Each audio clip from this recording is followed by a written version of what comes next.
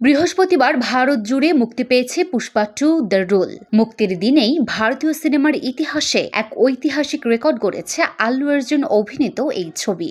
ওয়ালটনের পণ্য কিনে জিতে নিতে পারেন নগদ 20 লক্ষ টাকা। Double million offer! Walton fridge কিনে পেতে পারেন 20 লক্ষ টাকা। রয়েছে কোটি কোটি টাকার নিশ্চিত উপহার। RRR, বাহুবলী, KGF এর মতো ফ্রাঞ্চাইজিকেও টপকে একদিনের আয়ের শীর্ষে অবস্থান করছে পুষ্পা 2। এই ব্লকবাস্টার ঘিরে উন্মাদন স্পষ্ট। ভারত সহ বিশ্বব্যাপী বক্স অফিসে প্রথম দিনেই 300 কোটি ছাড়িয়ে যেতে পারে পুষ্পা 2-র সংগ্রহ।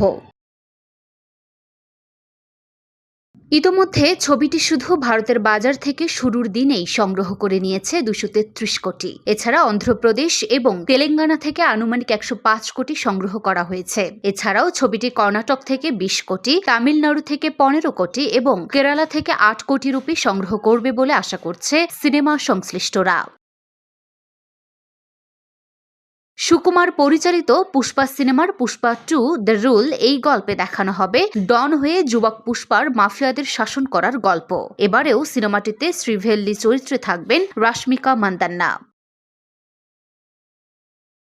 Luna Afroz Nipa, Dhaka post.